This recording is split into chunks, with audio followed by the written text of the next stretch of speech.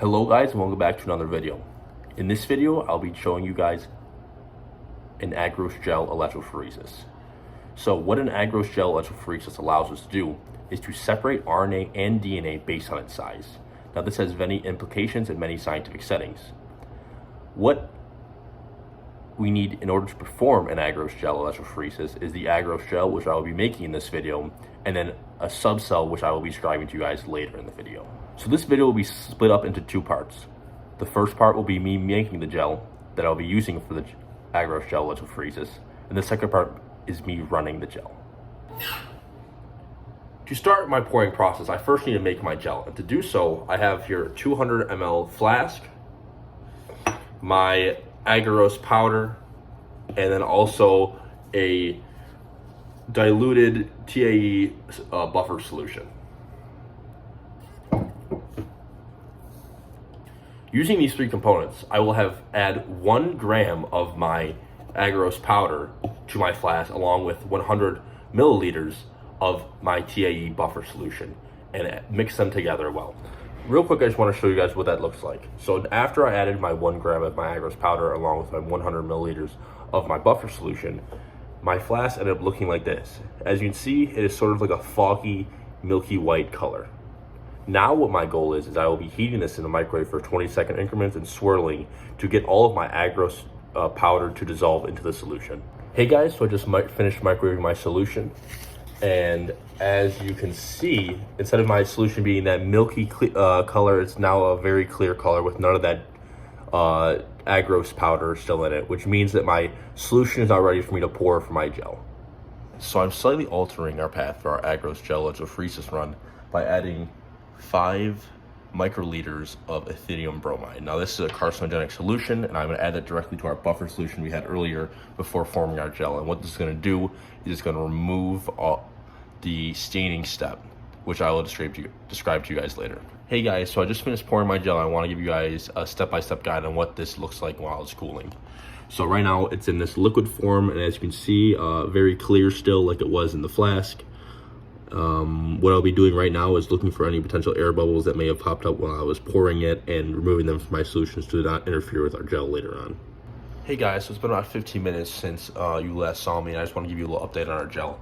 So as you may be able to see, our gel is no longer that clear and has more of a foggy color to it. This means our gel is solidifying and it's going how we should do. So when our gel is finished, I'll come back and I'll give you guys the finished product.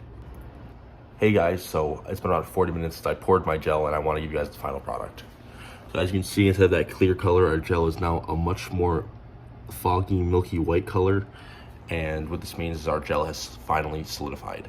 So what I'm going to be doing going forward in our gel electrophoresis process is going to remove that purple gel comb or a well comb that you saw, and then covering our gel in the TAE buffer solution that I described to you guys earlier. Okay, so now that our gel is complete, we can now start running our gel. Before that, I want to give you guys a quick description of what the subcell is that we'll be using for our gel electrophoresis run. So a gel electrophoresis subcell is basically this little apparatus that has this negative black electrode here and a positive red electrode located over here. Now what this does is, because of DNA or RNA is negatively charged, as we run current through our negative electrode towards our positive electrode, it'll push our DNA away from the negative electrode towards the positive, and then which will separate it based on its size. Now, in order to start our gel electrophoresis, what we need to do is load a ladder into our first well column, which you guys will be able to see better later. Now, what this will do is give us a baseline for when we load our later wells with unknowns, we can base it along our ladder. Okay, so I just finished loading up our ladder and our samples that we'll be using for our gel electrophoresis today. And as you guys may be able to see, our first well closest to us will be our ladder, and then going over, it'll be A, B, C, D, and E for our 5 additional wells. All right, guys, so I just finished up setting up our gel electrophoresis run. I want to show you guys what that looks like.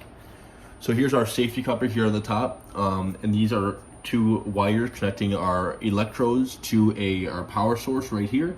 This will be ran at 100 volts. And again, this is passing current from our negative electrode over here to our positive electrode, which will move our well samples towards it.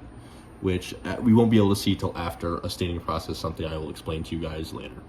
Hey guys, so it's been about 20 minutes since I started my gel electrophoresis run. I want to show you guys what our products are right now. So as you can see, our all of our DNA samples are moving away from our wells, like as we predicted earlier, as the negatively charged DNA moves away from the negatively charged electrode toward our positive.